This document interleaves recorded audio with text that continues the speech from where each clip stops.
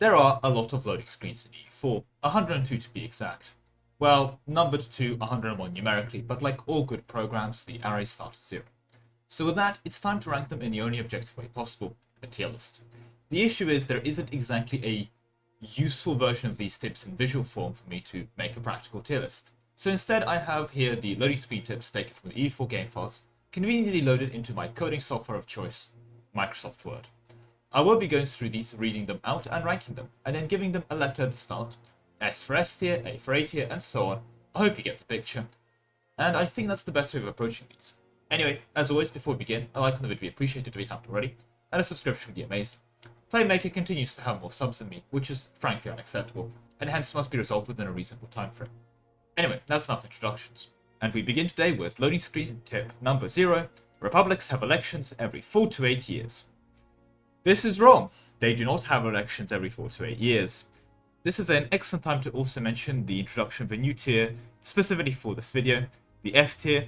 Not the most uncommon tier naturally, but it's going to be used for tips that are just factually wrong, or give you objectively bad advice, or wrong advice. I guess bad advice implies that, the issue with saying objectively wrong or bad, I guess the distinction is that if it gives you some advice for an inefficient mode of gameplay, and I'll explain that later when we get into the video, but like you can do it in roleplay, then technically I'll accept loading screen tip as just not factually wrong but bad. So for example, if it tells you something like innovative ideas are good, I'm not going to say that's factually wrong because that depends on the playstyle. If you're trying to stack infantry compatibility, for example, you're going to want to take the innovative ideas for the policy. But when it comes to a statement like republics have elections every 4 to 8 years, it is factually wrong. And the reason for that is, of course, a bunch of republics don't have elections.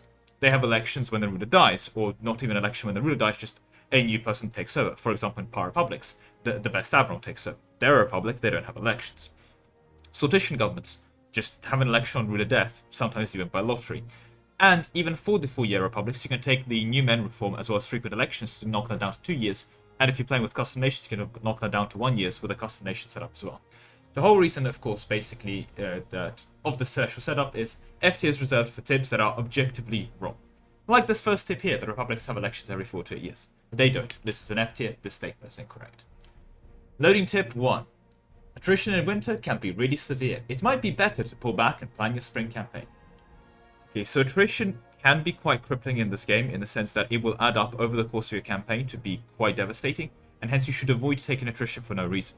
When I mentioned that you should be good with your manpower, avoid taking bad battles, and other things like that apply to taking attrition for no reason. I've definitely seen a lot of saves where people will have like a 30k combat stack parked in a province, taking attrition for absolutely no conceivable reason. It's costing them money to reinforce it every month, and manpower every month just to reinforce that attrition.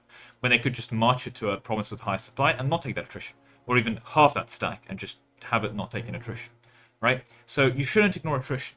However, if I discover any of you sitting on a siege, and you walk off that siege because it becomes winter, then I guess I finally found out how they coded this AI, because that is definitely something the AI would do. I'm sitting on the siege, I've hit 49%, oh, it's winter, let me walk off the siege. That is the best example I have of AI behavior. I just really hope that the current AI they have in this game, because it's not that bad now for walking off sieges, doesn't actually do this, because this definitely seems like a classic old Paradox AI mode. And this introduces the other times I'll be using F tier, when it gives you stupid advice, like this one, walking off sieges because it becomes winter. Don't walk off a siege because it becomes winter. You're going to lose more manpower in the process because, you're going to restart your siege progress. Anyway, that was a bit of a self-righteous rant, and I'm quite happy in terms of the loading screen tip placements that we have 2 excellent examples of what I'll be putting into F tier right at the start. So with that, though, we move on to loading tip 2. Advisors not only give you bonuses from their specialty, they also boost your administrative, diplomatic, or military power. This, I'm actually going to say that if you are very new to the game, is surprisingly not immediately obvious. Now, if you've played EU4 for a long time and you've played a bunch, I think it's reasonable to assume that a +3 advisor gives you +3 Monarch points and so on. That's pretty second nature.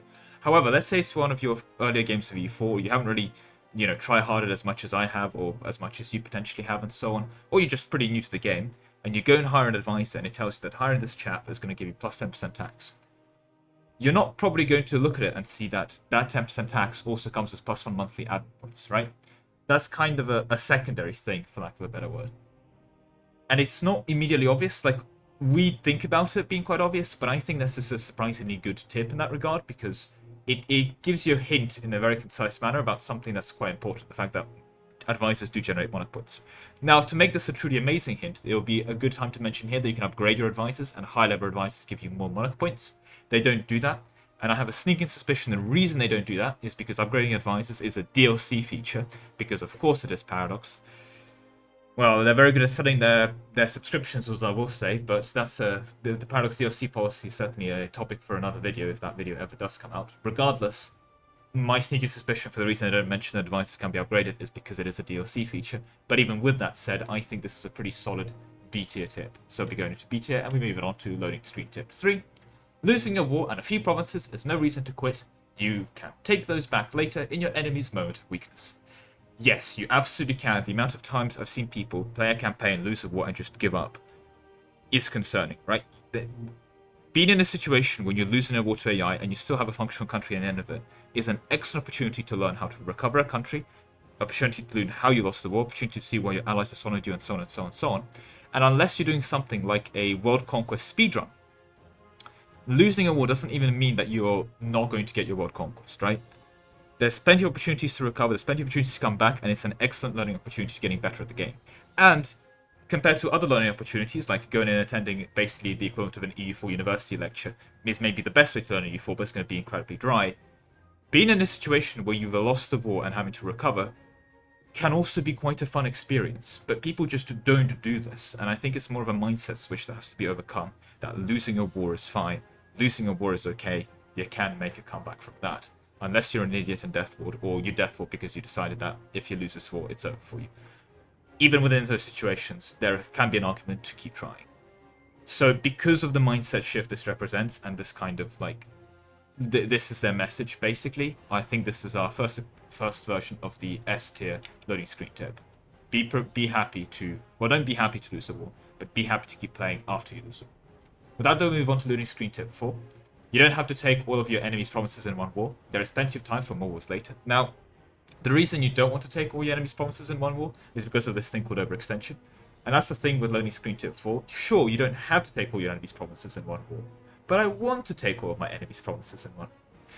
There is one scenario that I have to also briefly mention that makes not like full annexing your enemy makes sense.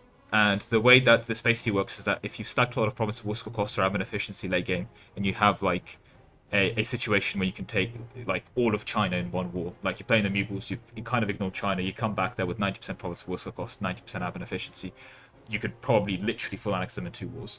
In the second war, you could full annex China, but let's say you also have a whole bunch of random small Chinese armies running around, and you have plenty of leeway before the game ends in 1821, so let's say it's like 1760 or something, right? You could full annex China and then spend 10 minutes of your life brainlessly trying to run down those Chinese rebels as they try to like snake their way back across your land to unseat Chinese provinces and give you separatism. It's just incredibly annoying. You can't seize land, you have rebels risen up in your country, it's just annoying. Or you can reduce China down to 1 province, at which point their troops still exist, but they're probably not going to be able to support their 100k random stacks from that 1 province, so they're going to delete a bunch of them, and what they don't delete they're going to take back home. So when the truce runs out, you can just turn back around, kill that 1 province, not have to deal with a huge swarm of rebels. So in this specific situation, which happens more often than not, I think it makes sense to not take all the enemy's provinces in one war. Otherwise, it boils down to the question of can you deal with overextension? And for me, this is the meat of this hint. Basically, don't underestimate overextension, and this is very good advice. Because overextension is a killer, and overextension is a killer for both new people and experienced players and veterans of this game. Overextension is your limiting factor for blobbing and murdering the world, unless again you're something like Lambda X and you're at the top echelons of the EU4 community. And the reason overextension is such an insidious killer is because overextension hurts you as much as you let overextension hurt it. If you're very new to the game, something like 50% overextension can genuinely be crippling. It can cause revolts you can't deal with, and so on and so on. So something as low as 50% overextension, and I say as low here not as an insult, can genuinely be a concern. In which case, fair enough. But you don't want to take all your enemy's provinces, take less because you can't deal with overextension. For a more experienced player, that cutoff might be somewhere over 100% when they start getting the events, or something close to 200%, where they can take up to that, they know how to handle it, they've built up their country with national unrest reduction modifiers, or have enough troops to deal with revolts, and so on and so on. But there's still a part where they hit like 200-300% overextension, where they've hit it now, and there's the issue, they can't deal with it. eventually you start becoming somewhat more masochistic in your approach to EU4. You start hitting stupid overextension counts like 3,000, 4,000% overextension. But you're doing that just to feel something. And you still have an upper limit somewhere before you are so overextended that you can't afford to stab back up. The constant stab hit events are knocking you out of -3 stabs, so you can't keep declaring war. You're out of admin to core and stab back up, or whatever you end up doing. That there is still a limit that you reach within that kind of setup. So because we're kind of addressing a more important here, the more important factor here of don't disrespect overextension, I think this is an A-tier tip. I mean, it's not basically saying it directly, but that's the message it's sending, and that's very much a message I agree with. Anyway, loading screen tip 5. Always make sure your armies have a leader before engaging an enemy. Leaderless armies are more likely to lose and can shatter entirely. Now, the implication from the second statement there is that if an army has a leader, it is less likely to lose, which is objectively correct. Most leaders, well, EU4 can't roll a 0-0-0 leader. It can roll a 0-0, like one maneuver, 0-0-1-0 leader, who'll be about as useful as a 0-0 leader in battle because he doesn't give you 5 shock pips. But technically, most leaders are an upgrade over not having a leader. My issue is the second part of that second statement, that leaderless armies can shatter entirely. That implies that armies with leaders can't shatter. They absolutely can.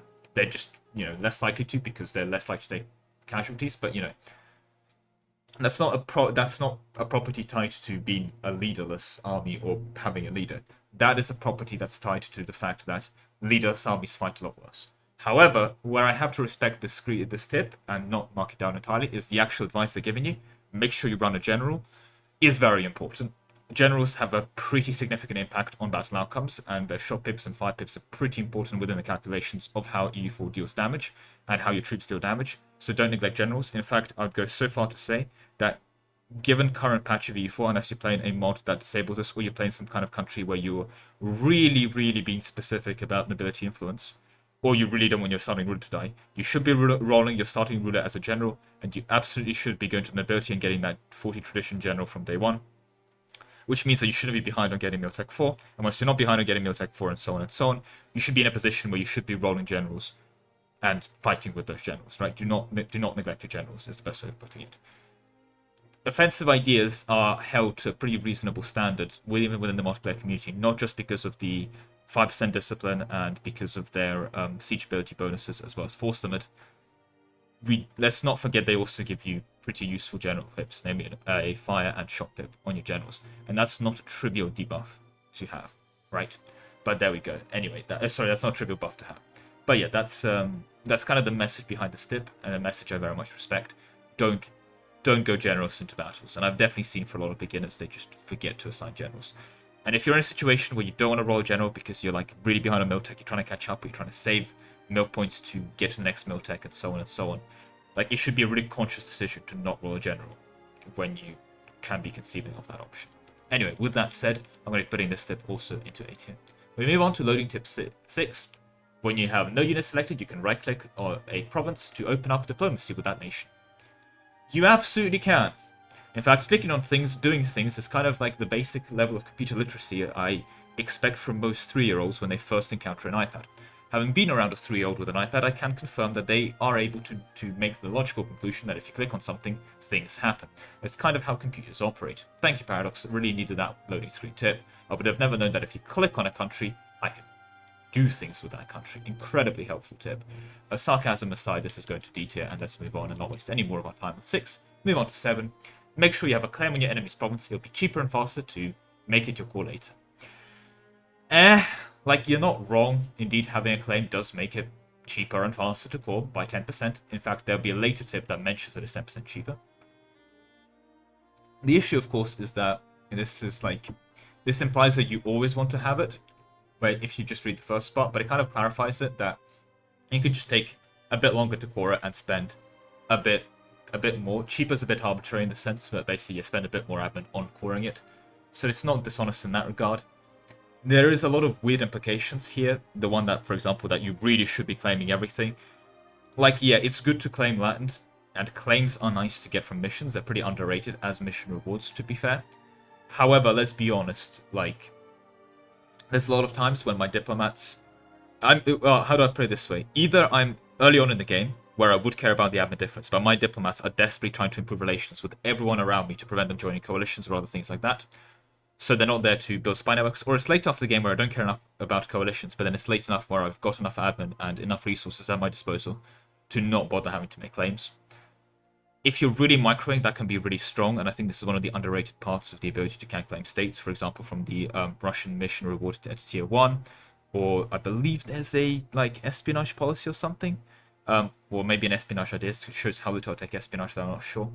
It's something akin to that allows you to claim states. It's a objectively very strong ability that most of the time doesn't get used because you can't be bothered to use it. I think it's the best way of summarizing that ability. But to get back to this point, it's not bad advice. If you can't be bothered, you should be claiming, but it's even when you can be bothered, it's a relatively marginal difference. Overall, I think that's the C tier tip. And we move on to number 8. Right-click on an alert to dismiss it, and shift-right-click to disable it. You can enable them again in the outliner. This is actually a pretty useful tip in the sense that this isn't immediately obvious, and if you have played the game for a while and you're wondering if I can even dismiss an alert, because it's not a natural thing to think that you can inherently dismiss an alert, this can be quite helpful to get. There is a UI element in the game for if you hover over an alert to say you can basically right-click to dismiss it and then shift right-click to disable it. So that's a thing, basically. You can still encounter it in the game, but it's also somewhat obscure mechanics, so I think it's fine to repeat it. Not the most useful thing on the planet, but yeah, if I was doing tier placements, I'll be putting this quite high in C tier, but I don't think it makes its way into B tier in my opinions. So we're putting it into C tier, I'll be moving on to loading tip 9. The latest peace offer you send in the current war is saved, so if the enemy does not accept right now, you can easily send again. That is true, and that is not immediately obvious, although my issue is that you kind of discover this the first time you go to a peace deal, make a peace deal, so the AI won't accept it or whatever, and then just quit the peace deal to get back to fighting the war. And then when you load it up again, you're just like, oh, the peace deal's still here. So you kind of learn this one very quickly. I don't think this warrants a loading screen tip. Yeah, the only other thing to mention with this as well is that this doesn't persist over restarting the game. So if you've ever been doing a 4-hour EU4 session, then you've had to go and realize, oh, right, I'm an adult, I probably need to get, like, food. Then you go get yourself food, and then you come back because you've restarted EU4, your peace deal's gone. That can be a bit annoying. You're like, oh, I'll have to remake the peace deal now. But in essence, this is just a side complaint that it's not held over the saves. In full honesty, if I had the option to add that as a feature to EU4, I'd actually kind of vote against it. It's very marginal for when it is annoying, and what it kind of entails is it forces EU4 save games to get even bigger to store the informations of basically floated peace deals. And the EU4 save games are already quite big boys, and I think making them even bigger is not a step in the right direction. I mean, if you ever are in a situation where you're running low on space, unironically, try and delete a bunch of your old EU4 save files. I'm assuming that if you're watching this channel, you probably have like at least a couple dozen save games like stored away in your EU4 save folder. Delete a bunch of them. You'll be surprised how much space they actually clear up. But yeah, anyway, in terms of the actual piece, in terms of the actual tip, not the best one, I'm afraid. So I'm going to be putting it into C tier as well because you kind of just figure that out when you play the game, but it's not inherently useless or self-evident like loading tip 6. So that's why the C tier placement. Anyway, let's move on to loading tip 10. Having a claim reduces the cost and time to make the province a core by 10%.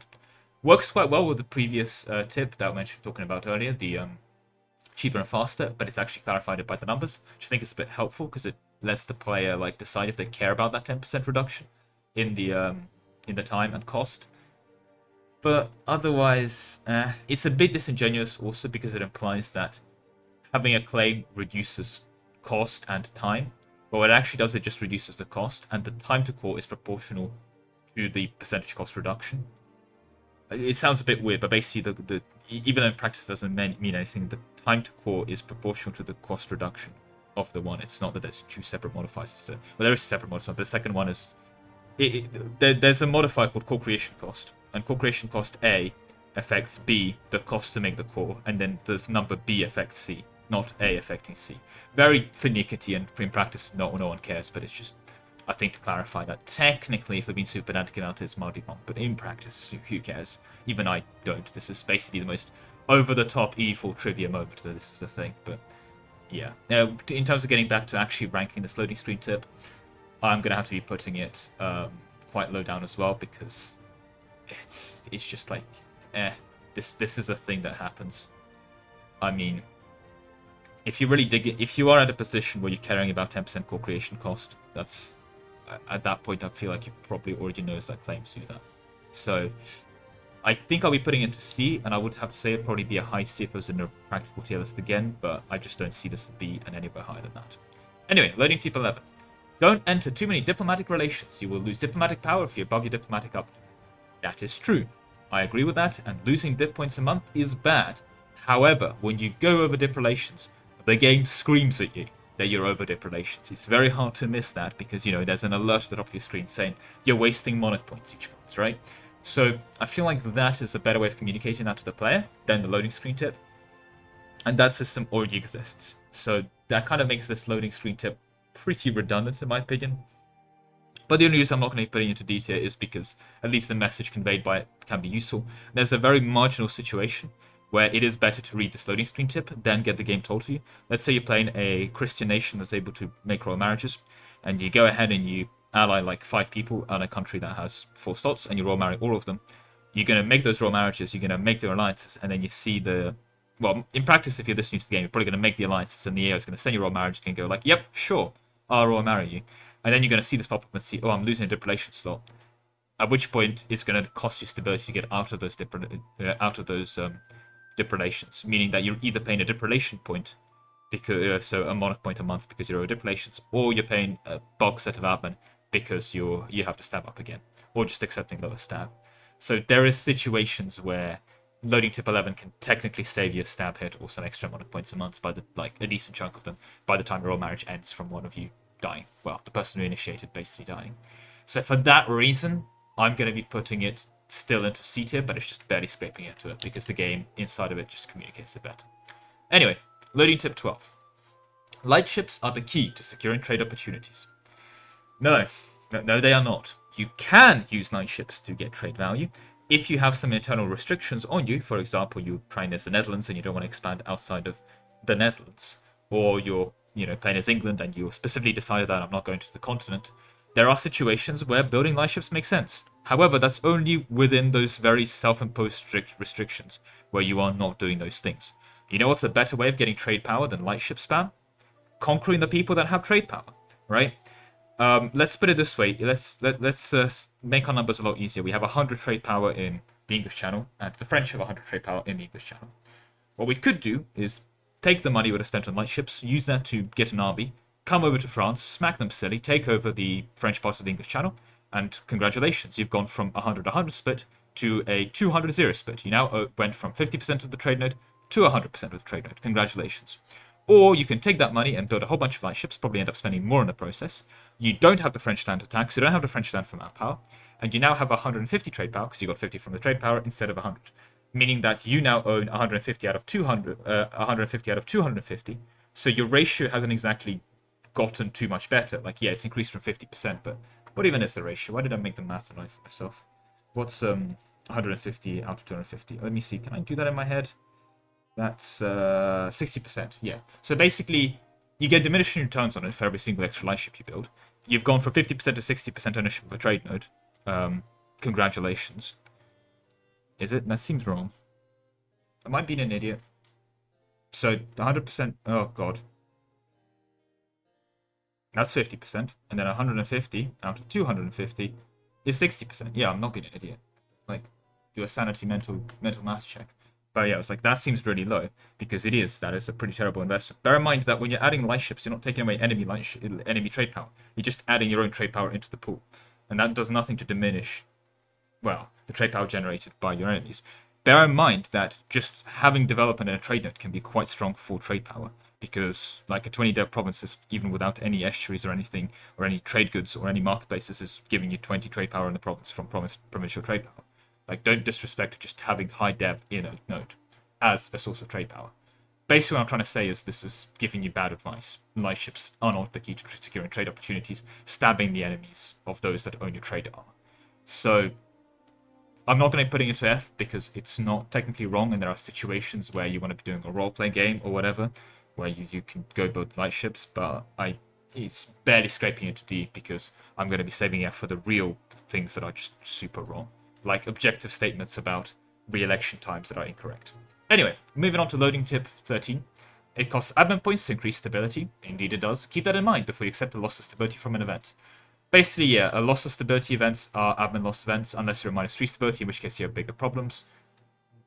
And this also can be somewhat mitigated if you have other ways of generating stability. The main thing that comes to mind for that, for example, is things like the Catholics that can print stability from just asking the popes nicely to canonize a bunch of saints.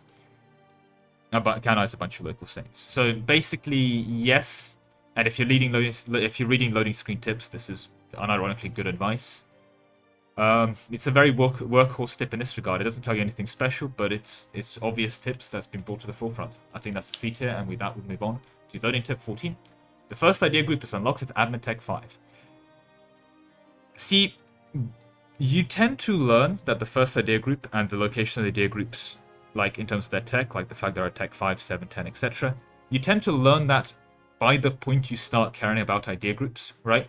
Like, I care about idea groups, so I know that idea group 4 is on tech 14, right? And that doesn't matter. Like, if you don't know what an idea group is, you don't know why you should care that it's unlocked at Admin Tech 5, and if you don't value unlocking a new idea group, because this is quite vague in that communication, that it's unlocked at Admin Tech 5, I feel like the part when the part of the game where you've learned enough about EU4, where you start caring when an idea group is unlocked, is that part occurs after you've already learned that the first idea group is unlocked at Admin Tech 5. So it's kind of this tip doesn't really make sense in terms of its educational perspective. It's like going to a history, like an advanced history class for Americans who are already learning like some fancy stuff, and you're telling about, oh, by the way, do you know the date that America was independent? And it's like, well, yeah, you can kind of assume that knowledge.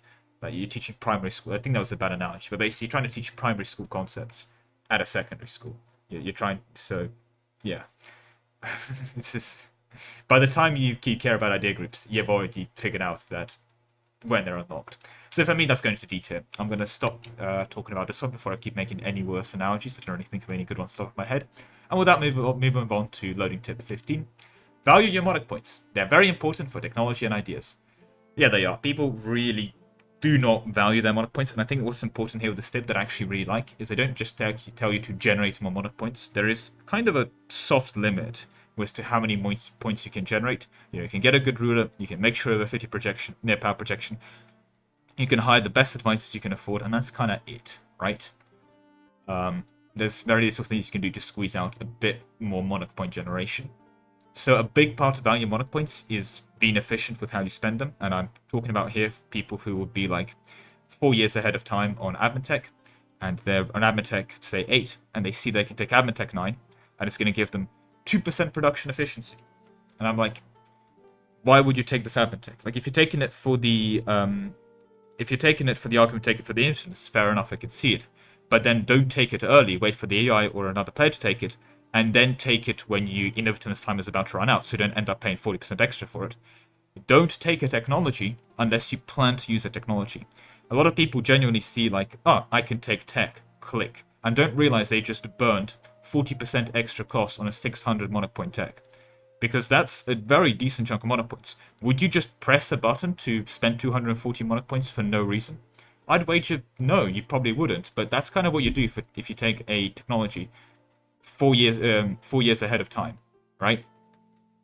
If you're not going to use it. Now, if you take a tech ahead of time to then use it, fair enough. You invest those 240 Monarch points, for example, to take a tech earlier so that you can build your workshop faster, or you unlock an earlier manufactory, or you unlock an upgrade to your barracks earlier so you can get your map power going faster. In that case, fair enough. But I've seen a lot of the times people take a tech earlier and they just don't use it. So yeah, that's kind of one of the big examples. There's a lot you can do to be more efficient with how you spend your Monarch points, ranging from relatively obvious things like expanding infrastructure and using the dev cost edict when you develop, to more obscure like ways you just approach the game, like being a lot more conscious about declaring show superiority wars within multiplayer to squeeze out more Monarch point generation. Anyway, with that said, because this tip touches on a very important concept that you should consider the efficiency of how you spend your Monarch points at a quite high priority, I'll be putting that into S tier. And so we move on to loading tip 16. War exhaustion can be reduced by spending diplomatic power. Now, this is an important thing to mention with this tip, is that I feel like a lot of people don't realize it can. Like, even though the button's there on the war exhaustion tab, a lot of people don't realize that it can. I think another thing that people don't realize is just how bad the debuff for war exhaustion is. it is bad. It massively hurts your goods produced. It screws through your manpower recovery. It gives you loads of unrest. Like, war exhaustion is a pretty bad modifier to have. And you can thank your lucky stars it's capped at 20, because I've seen a lot of times when, if it was a cap at 20, you'd be a lot worse off. So for me, this is a pretty important tip, because one of the things I think people don't actually do enough of is decreasing war exhaustion, when you should be in a situation where you should be decreasing war exhaustion. There are plenty of times when it makes sense to reduce war exhaustion before you do something. A big one is actually before you core a bunch of provinces. Like, if you're really struggling with admin, and you finish a big war, and you've conquered a whole bunch of land, and you're sitting at, like, say, 10 war exhaustion, it makes sense to spend a bunch of your dip, if you have it, to lower your war exhaustion, to make coring those provinces cheaper, if you're really struggling with admin to core. Because you'd probably rather spend extra dip than spend extra admin on coring it, and you get rid of the war exhaustion in the process as well, as a kind of little added bonus as well. So I think this is actually a pretty important tip, because it covers a concept of the game that I think is underutilized, namely spending dip to lower war exhaustion. Now, there's reasons to avoid it as well once you start entering the Age of Absolutism and so on further. Reducing war exhaustion does reduce your absolutism, but I like to think that by 1600s you shouldn't be in a position where you can't deal with the war exhaustion. Like, you should be able to mitigate its effects, or be in a situation where you're not generating that much of it. Anyway, that's enough talking about tip 16. Let's give it a ranking of A and move on to tip 17. Having too many leaders will cost you mill power each month. It's the exact same thing as the you have too many dip relations thing, but it's even easier that to get rid of it, you just fire a leader. So unlike the previous one, we could make the case that it squeezes into C tier, because I can argue that you can enter too many royal marriages and enter too many alliances, and you're just kind of stuck in royal marriages and alliances, burning dip or burning up, and you can just get rid of a general, and you've burnt 50 mil tops on your hiring that general. So it's a lot more useless as a tip, because you kind of do get a big pop-up that, oh, you're over generals and you're burning mil points. So for me, it's the top of D tier, but it's a D tier tip. And with that, we move on to loading tip 18. Be wary of overextension. Having too many non-core provinces can be dangerous. Absolutely. I mean, it's very hard to disagree with this. It's a factually correct statement, and as I've talked about before, overextension, I'll be repeating a lot of my points here. But basically, yeah, overextension is a killer, and you should not underestimate it. And this is basically telling you very directly, respect overextension. So, you know what? I respected it for being very upfront about it. Not quite as useful as the previous one of avoid coring, because well, kind of. So this is a weird one to talk about, because it directly explains where overextension is caused from non-core provinces. It could technically be improved by clarifying that if a province has always been colonized since game start, and by game start I consider 11th of November 1444, so that province starts colonized and you conquer it, that province will cause overextension. But if it's an uncolonized province at game start and you colonize it, that province will not cause overextension when owned. Meaning that you can kind of expand overseas for free, quote-unquote, especially if you're also using colonial nations a lot more aggressively for that purpose. However, it's kind of a nitpick, and overall, the message of the tip I very much stand with. So for that reason, it's going to be also getting an S tier placement as before. And we move on to loading tip 19. Trade goods going to the end nodes of Venice, Genoa, and the English Channel cannot be steered away. No, they cannot indeed. That is correct, and that's what makes those trade channels good. Trade nodes good, because they are end nodes. That's kind of their thing. Not really telling you anything new. I think the fact it's an end node is relatively self-explanatory, although I think an end node is not an in-game term, but more of a term used within the community. It might be referenced in game files, to be fair, but I'm not sure about that. Don't quote me on it. But yeah, I mean, it's a pretty self-explanatory point, and it doesn't clarify why being steered away is bad. I mean, I guess it can be obvious that you lose money from that happening. So I'm not going to be too harsh about it, but it's also pretty obvious. Like, if you're starting to look at your trade, and you're like, oh, my trade has been stolen, and you look at a trade and it's like, oh, no one can still trade from this. I feel like they're not telling you the most useful tip. So I'm going to be putting it basically at the top of B tier, bottom of A, but I'm putting it to B because I have to rank it here. It's like top of B tier tip for me. Anyway, with that, we move on to loading tip 20. Left click on a province to open its province view. Right click on a province to open diplomacy with the owner. Thank you. We're back to square one. We're telling iPad kids about how to interact with a UI. I'm pretty sure people have figured out that clicking on things makes things happen. That's kind of how computers work. So at the risk of repeating myself from earlier, I'll be putting this into D tier and moving on to loading tip 21. Besieged forts of coastal provinces will surrender sooner if there's a naval blockade in place. The implication of the statement I dislike, because it implies that blockading a fort makes a surrender sooner, which is true, but it also implies that basically, compared to a normal fort, a navally blockaded fort falls faster. It's not quite how that works. Basically, inland forts generate 0 siege progress phase if they're not blockaded, because they can't be blockaded. But if you're on the coast, your default from not being blockaded is -2. However, if you blockade it, that goes away to 0. And if you blockade it with a bonus to blockade impact on siege, you can get that ticked up quite a bit. So, kind of, but that assumes that the enemy has blockade impact on siege. Otherwise, a non-blockaded coastal fort basically just lasts quite a bit longer, because -2 is quite impactful. So the tip isn't wrong, it's just a bit awkwardly phrased in that regard. Like, I think phrasing it as besieged forts of coastal provinces will surrender sooner if there's an blockade in place is kind of bad. I think it'll be better phrased like besieged forts and coastal provinces will last longer unless they're blockaded by a naval blockade or something similar. I think is a better way of phrasing it. That the inherent baseline is naval forts survive for longer. But that is a nitpick. I guess less of a nitpick than some of the nitpicks I made previously, but a nitpick nonetheless. Overall, though, it's not bad advice, and impacts on sieges are pretty overall impactful, to be honest, even as little as 1 or 2 extra points. So I will actually be putting this at a B tier, despite all the nitpicking. And it would have been in a higher B tier if my nitpicking was resolved. I think it's the best way of putting it. But again, there's no physical tier list because I can't really move it. I feel like if I had a list where it just said, 1 to 102 in order, that would not be a very good tier list to make. But anyway, we move on to loading tip 22. Your home trade node will collect trade income, even if you don't have a merchant assigned there. That's not actually immediately obvious. A lot of countries also start the game with a merchant assigned to their trade node, meaning that there's a decent chance of you playing the game and never realizing that you don't need a merchant in your home node to collect, which can free up a merchant to do other things. However, when you do find it out, it's like, oh yeah, you just collect in your home node. So it's not like that big of a mindset shift or renovation, but it's still a pretty useful tip that's not immediately self-evident. So it's kind of a weird one to rank for that. I think overall, though, a B ranking for it would be fair.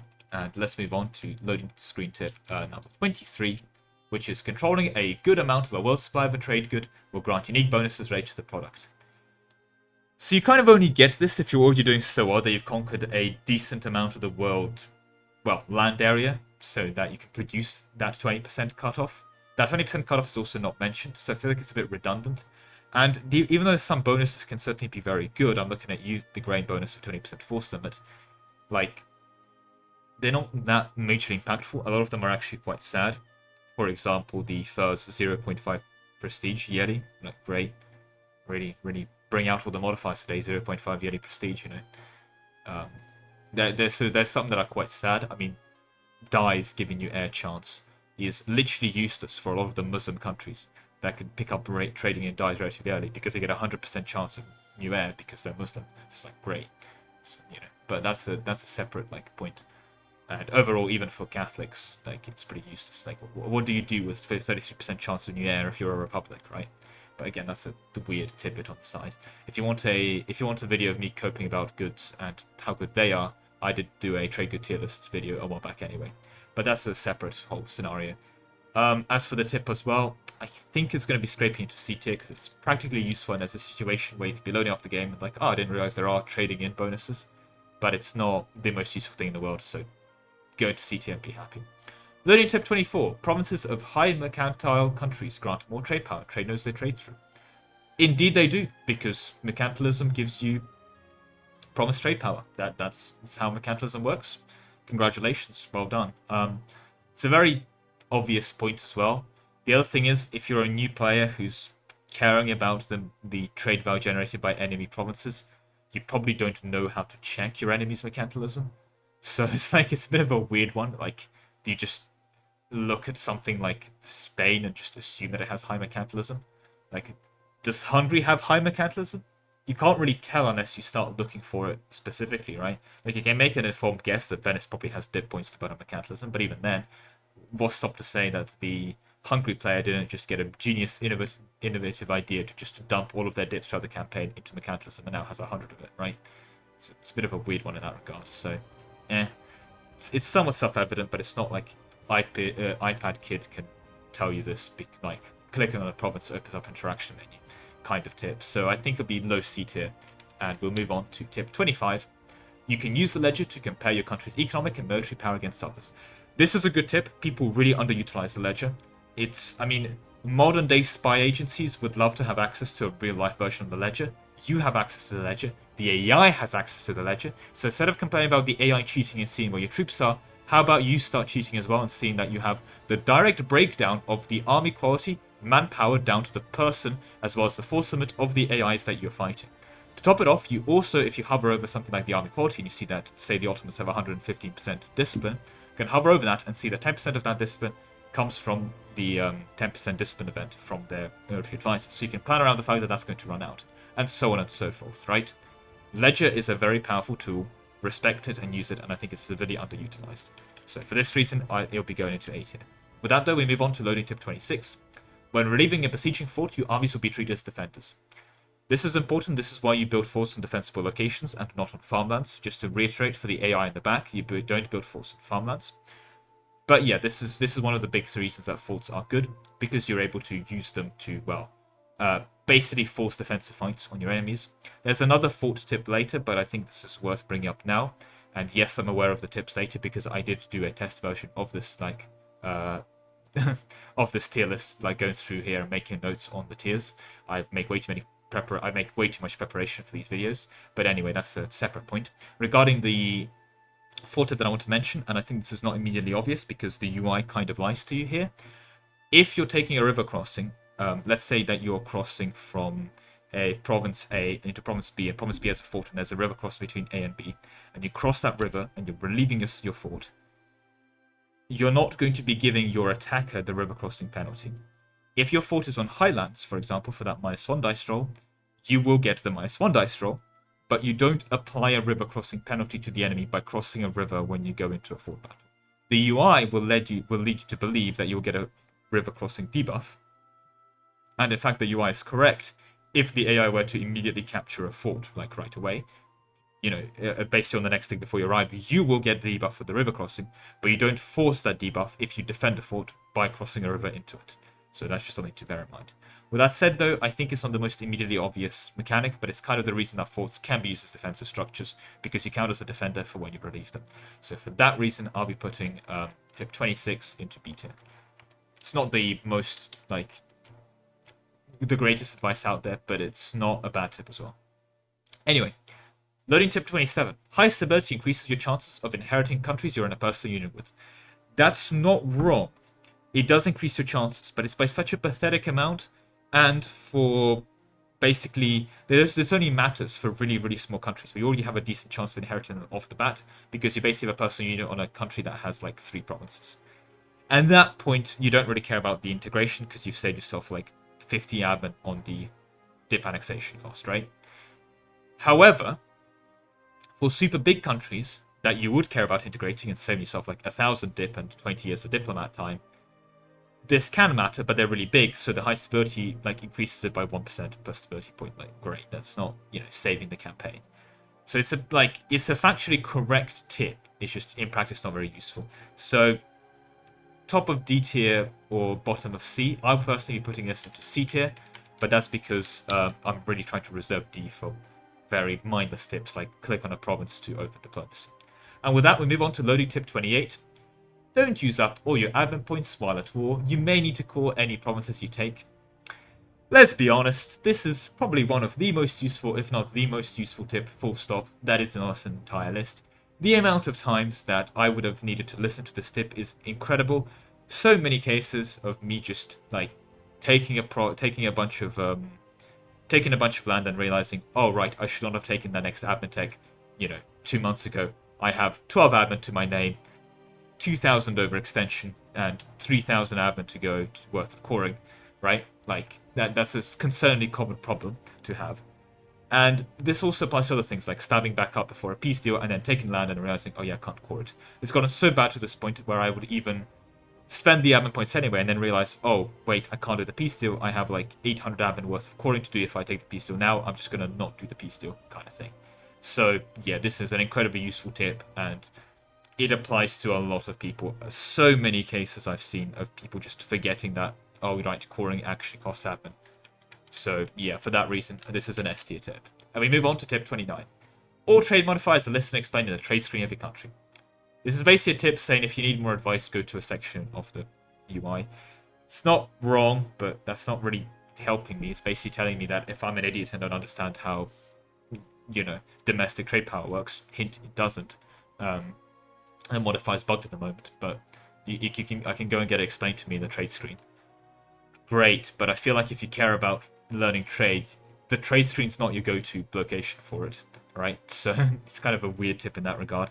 I'll put it into C tier, but that's me being somewhat generous. Again, trying to avoid super brain-dead things from not being put into D tier. Anyway, let's move on to loading tip 30. Your ships will suffer attrition in ocean provinces. Indeed, they do. Until you reach dip tech 22. Indeed, you don't get attrition from being an ocean province inherently at dip tech 22. Now, to be clear, you still get attrition from time away at port and distance to nearest port. That still affects you at dip tech 22. Just less because your colonial range is quite a bit higher now, so distance from port in practice decreases. But it's a naval tip, and it's a very, not the most useful thing on the planet, so I'll be put into C tier, and that's about it. Great.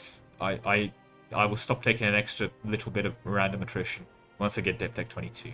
Okay. Loading tip 31. Choose your idea groups carefully. Yeah? It's a good tip. Your idea groups matter. They are quite impactful and have a lot of modifiers, as well as even event chains associated with certain idea groups. They're not necessarily speaking event chains, more like individual one-off events that can be good or bad, depending on situations. This is also why there's a whole strategy about, for example, unlocking admin tech 5, and let's say I want to take a military idea group, but I have 10 mil to my points. But I've unlocked an idea group. What I would do is take something like Humanist, so I'll be trying to hold the Humanist idea group to get the pulse event for -10 idea cost before I flip into my actual idea group, because I'll be holding an idea group just for the events. So there's a lot that matters from idea groups a lot of people don't realize. I think this is a pretty underrated part of EU4, just how impactful the nature of your country is based on the idea groups that you select. So for me, that's going to be an A tier tip. And we move on to loading tip 32. Coring provinces is more costly if you have war exhaustion. Indeed, quite a bit more costly. Decrease it. Much like the earlier thing mentioned, the previous war exhaustion, it can be decreased with, with dip points. This is a bit of a better tip because it directly tells you that this is a mechanic. If you have war exhaustion, coring is more expensive. Consider decreasing it, and I very much respect that. So this is also an A tier tip. With that, we move on to loading tip 33. The more autonomous your provinces are, the less tax and manpower you get from them. Indeed, you also get less goods produced and less trade power and less everything. Autonomy is bad. Autonomy is the enemy. You want to abolish autonomy everywhere you go. Basically, the thing is with autonomy is it's just less of your country, right? If you have 50% average autonomy, your country is basically half the size because you're getting half the money, half the manpower, half the goods produced, half the everything that you should be getting from that land. So you want to decrease autonomy, and yes, that will in many cases lead to rebels. But the way to think about it is, on your newly conquered territory, if you have plus 30 unrest, decreasing autonomy is good because you go from plus 30 unrest to plus 40. They're going to rise up anyway. There's no real cost to it. And on land that, is relatively stable, well, you can get a bit extra unrest from it from decreasing the autonomy, but if you have a lot of core land, you probably have the capacity to deal with the revolts in that core land as well, because again, you have decreased the autonomy, so you're getting more manpower and more troops to fight the revolts that are going to be caused by decreasing the autonomy. And overall, it's very much a net profit, because the rebels will go away, the autonomy decreased modifier will go away, but the actual effect of that autonomy decrease, does not. So yeah, it's good. I think this is an S tier tip, because if you're not decreasing autonomy, this tells you to do it, and this is a very good piece of advice to do. With that said, though, we move on to loading screen tip 34. Sending light ships to protect trade will increase your naval tradition. Probably one of the few useful things out of actually doing with basically light ships. In essence, naval tradition, if you're not aware, increases your trade steering, and trade steering is incredibly strong. Trade steering is the modifier that enables you to basically get a integer overflow amount of money. So the part where you're starting to make more than 2 million a month. Those kind of builds rely on trade steering to get where they are, and it's only possible because of how strong trade steering is. Do not neglect trade steering. That is the way to make the big money, right? And so directly mentioning it here, well, it's not directly mentioned. It's going to be directly mentioned in the next step, but kind of alluding to it here. I think is a good nod to it, and it's probably one of the more useful applications of trade ships. So for that reason, we're putting this tip into B.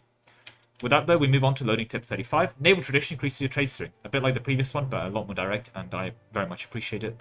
So, kind of talked about it with these two tips combined. Yeah, into A. Trade steering is good. Do not if you're doing a trade build, trade steering is how you make the absolute bank. Right, we move on to loading screen tip 36. Assigning a leader with maneuver to a fleet that is protecting trade will increase its efficiency. Now, this is a thing I think a lot of people don't actually realize. Yes, maneuver on admirals is incredibly important. It's probably the best thing to put on admirals because it increases your engagement width, meaning you can have more ships in the battle. That's massive.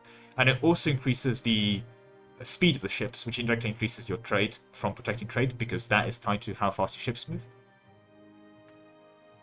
So in essence, basically, yeah, protecting trade good. Protecting trade is bad, but maneuver admirals are really good, and this is an effect. More maneuver on your admiral does make your protecting trade fleets much better. In fact, significantly better. Having a 6 maneuver admiral on a fleet compared to a no maneuver admiral on a fleet gives you a 30% buff to your ships. So even though I think you shouldn't be protecting trade with light ships, you can do it, and if you are doing it, you may as well do it properly and get yourself a high maneuver admiral to do it with. So for that reason, I'll be putting this tip into A because it's quite obscure. Even if I disagree with the message of the tip in terms of playstyle, it's a very obscure mechanic that's explained very well within this tip, and for that reason, it will be earning that A spot. Anyway, loading tip 37. Your troops may suffer increased attrition during winter. This is going back to the fort thing. Indeed, but this is such an AI mindset of, oh no, we're getting 1% extra attrition. Let's not go fight. Please don't take that advice that much to heart, right? Don't walk off sieges because it's now winter, right? You're gonna make life worse for everyone in the process. So yeah, no. This is giving you basically bad advice. Yeah, winter does make attrition worse, but you know what makes attrition worse? Taking attrition in the first place, and not paying attention to troops, leaving a stack in Tibet, etc., etc., etc. And once you've addressed those, you shouldn't be in a situation where you're suffering with manpower or money. Like, the amount of manpower and money you're saving from winter attrition is pretty irrelevant. So because it's giving you bad advice, objective bad advice, I'll be putting this tip in there. With that, though, we move on to loading tip 38. The number of monthly reinforcements is tied to your army maintenance slider. Indeed, basically turn off army maintenance means you don't reinforce. It's not the most intuitive mechanic, but it is a mechanic, and I respect them covering that concept, so I'll be putting it to C tier, but it's pretty obvious by just not paying for your troops and seeing that is a thing. We move on, though, to loading tip 39. Rulers and heirs that command an army may die in battle. Think twice before assigning them. Yeah, that's true, but bear in mind that the only way that your ruler or heir dies in battle is if they're actually any good at their job of being a governor. If you have a 000 or a 010 or something akin to that, they're practically immortal, even if they're in charge of like 100 million troops. So just bear that in mind. Now, of course, this is massive confirmation bias. There is no in-game check for the mortality of ruler based on their skill, don't worry. But that's just what it feels like sometimes. It's not wrong advice, it's just not that practically useful. So it's a C tier tip, because it's not inherently wrong, but it's not that big of a chance of death increase from commanding armies. With that, though, we move on to loading tip 40. Even a small siege bonus can shorten a siege significantly. I kind of touched on this earlier about blockading, coastal forts has a big impact on how long it takes to siege them, absolutely. And the reason for a small bonus getting a significant impact on siege is that because the amount of siege progress you make is tied to how well you're already doing in a siege, right? If you're doing well in a siege, you're more likely to make progress. And if you start a siege on minus 77, you only have, if you start a siege on like minus 73, you only have like a 27% chance of making progress. So if you're not making progress, you're not increasing your chance of making progress again. So it's kind of like any siege bonus you can get is actually really, really good, is the long and short of it. So this is a very good tip, and it explains a relatively unintuitive mechanic. You don't think that the effects of siege bonuses are exponential. You think that if you have you think that if you've already bought 14 cannons, bringing 18 cannons shouldn't make the siege that much better, but it really does. So, for that reason, I think it's actually a very good tip. Although the cutoff points are 5 cannons a time, so it's more of an upgrade from 15 to 20. Even though technically, even in my previous example, the upgrade happened. But you know what? I'm trying to prevent a comment about someone saying, actually, the cutoff points for sieges are plus 5 cannons at a time. Anyway, we move on to loading tip 41. Reduced recruitment cost for a unit, also reduced maintenance cost. Now, army maintenance is a pretty significant part of any nation's upkeep because this is the 15th century up to the 19th century. That's just kind of how the world works. And the fact that reduced recruitment costs also affect maintenance is quite important. A lot of people don't realize it. And this stuff can really add up. This is a really good tip. It's an unintuitive mechanic explained very concisely and very well within the domains of loading screen tip. An A-tier tip for sure. And we move on to loading tip 42. The cost for advisors increases as time advances. Yes, but you know what else is increasing as time advances? Your income, or at least it should be. And that tends to outpace the increase from advisor cost. So while this isn't wrong, it's not like that much of an impact. So I'll be putting that into C tier. And with that, we move on to loading tip 43. You may recall your colonists after establishing a colony. It will reduce the colony's growth. Well, basically reduce the colonist impact on the colony's growth. But it allows you to colonize another province. This is actually pretty unintuitive. You don't normally think that if you send a colonist, the colonist kind of has to be colonizing, right, to keep that going. Let's say you're going into EU4 from like Civ 5 or Civ 6 or a Civilization game. You can't just plop down a settler, get your city, and then just say, actually, I'm gonna like return that city back into a settler, and then that city is just gonna be there, but it's gonna grow slower, and I want my settler back. Like that's not a mechanic. So it can be pretty unintuitive that this is a thing. So for that reason, I'll be putting it B tier. Although this works quite well with another tip later, which clarifies that going over your colony limit, aka your colony limit is the amount of colonists you have, does increase the cost exponentially. And I think the reason I'm having it up in B tier and not C is because that loading screen tip later clarifies that for you. Anyway, loading tip 44. The loading screen I was talking about later. Exceeding your colony limit will increase colonial maintenance significantly. Very much in tandem with loading screen tip 43. They are only as high ranked as they are, B tier, because of their, cooperation with each other. Anyway, with that we move on to loading tip 45. Don't take too much land at once. Overextension means trouble on the horizon. I mean, yeah, we're Paradox players. We need something to be told to us 3 times before we get the hint, and a lot of the times we need more than 3 times to be told that. So, yeah. Again, another overextension tip. Very high ranking on that regard. And it's getting straight to the point in that regard. Yeah, S tier tip. Loading tip 46. Overextension increases the cost of raising stability. Why is that bad? Is not kind of covered here, namely that you are taking stab events if you're above 100. But I guess that could have made the loading screen tip a bit too long. I am starting, however, to get a bit more concerned about the amount of loading screen tips. I think 3 is a good like cutoff points regarding overextension. So I'll be knocking this one down to A, but yeah, it's a thing. There we go. Right. Tip 46. Sorry. This one is B. That one is A. Tip 47. Lower religious unity will also increase the nest in your provinces. Yeah, basically, religious unity is bad. I find the most crippling part about religious unity actually, weirdly enough, is the stab cost, because that can get really annoying. Because you look at it and it's like, oh, gotta have a low stab, what's going on? Oh, I have a very diverse religious empire. Should have done a one faith, or gone humanist, so. And that can certainly be annoying. And that's one of the things where I mostly feel religious unity. Another metric is when religious unity flips, if you are playing with a very marginal situation where your max absolutism is 100, you'll start seeing an impact on your absolutism, which is why I personally prefer stacking absolutism in events when I'm stacking it to 105. So that even when I dip below 100 religious unity, I'm still like fine on that regard. But yeah, the unrest is one of the weaker effects of it, but is a measure for sure. So for that reason, I'll be putting this tip into C tier. It's not wrong, but it's not that big of a deal. Loading tip 48. Overseas colonies will not add to overextension. Kind of. But conquered cities will, indeed. It's kind of a thing. Depends on what overseas colonies we're talking about. Like, if you're conquering parts of Mexico, you are going to get overextended for that, even as a European, because those provinces were colonized. But if France colonized Brazil and you took over Brazil from them, you're not going to get overextension from that. So, kind of correct. I guess the other thing to bear in mind is there's a good chance that this tip was written back when there were like 3 Native Americans in the entirety of America, and 2 of them were in Mexico. So, this could have really not applied for 95% of the map at that point. But still, it's a thing, and I have to judge it based on the game at the moment. I have no idea when this loading tip was written.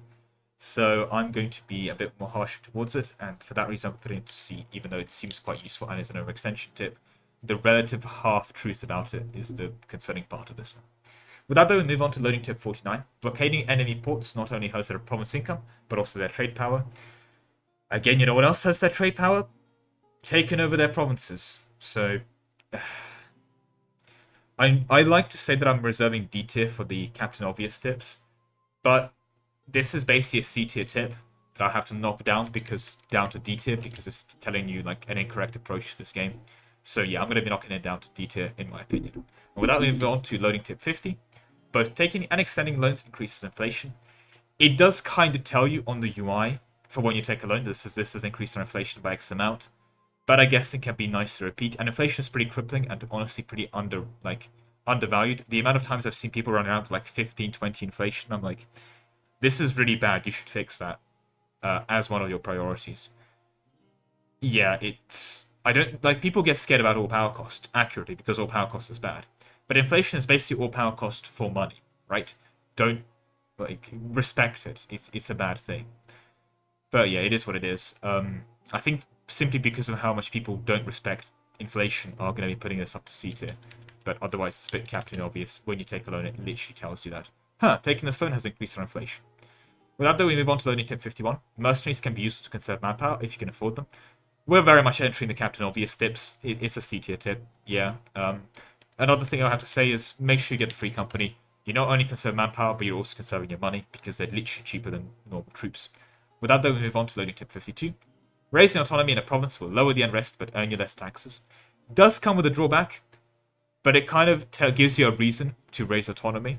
That reason should be never. You should never be raising autonomy.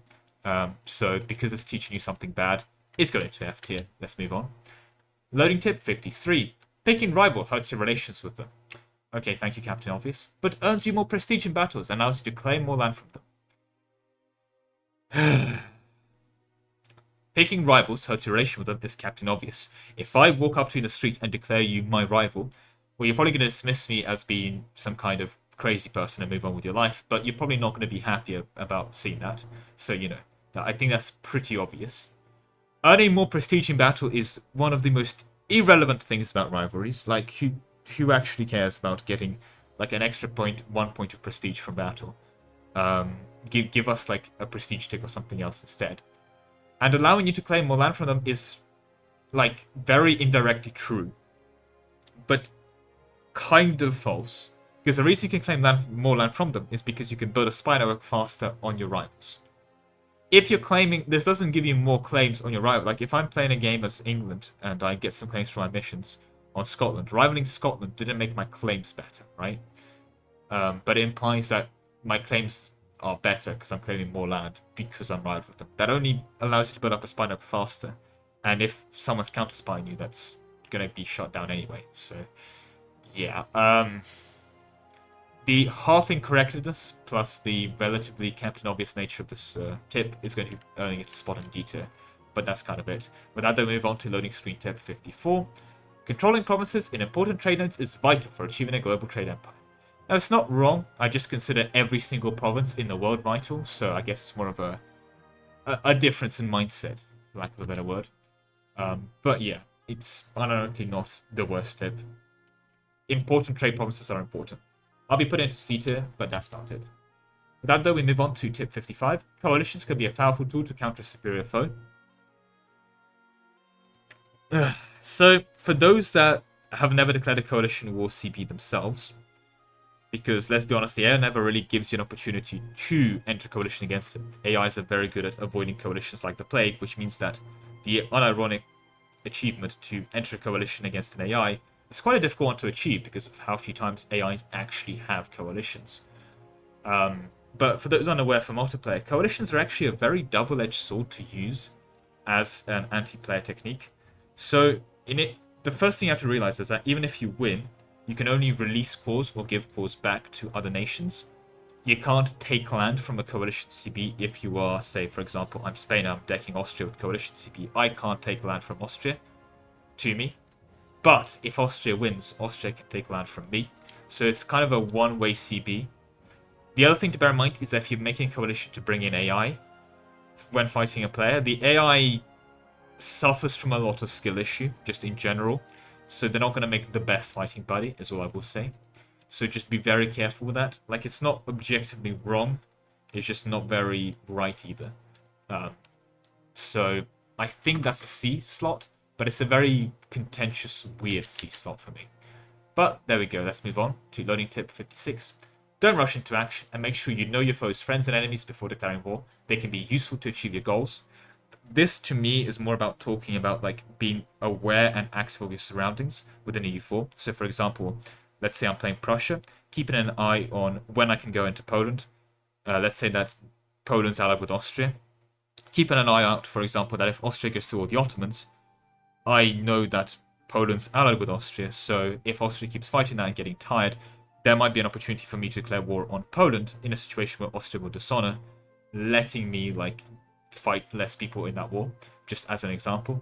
Or in terms of being aware of your foe's enemies, knowing that, for example, in the same example, Poland may be rivaled with Russia, so if I go in on Poland as Prussia, I know that Muscovy may see weakness there and go in themselves as well, especially if I deck them and break them up with Austria, because with Austria dishonoring, that means that their alliance breaks, and hence Poland's now even more, like, vulnerable to an invasion in that regard as well, especially if I've killed half their troops in the process. So that's kind of what they're referring to here, and that's a very important skill for EU4, to just have that awareness up. And it can definitely make your life significantly easier.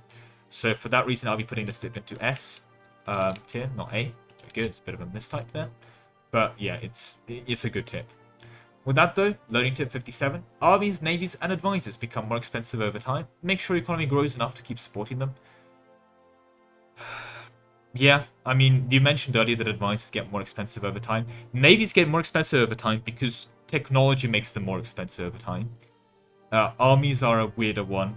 They mainly get more expensive because you go from running 20k to 3 million troops. So, you know, that's kind of the cause of them getting more expensive, let's be honest.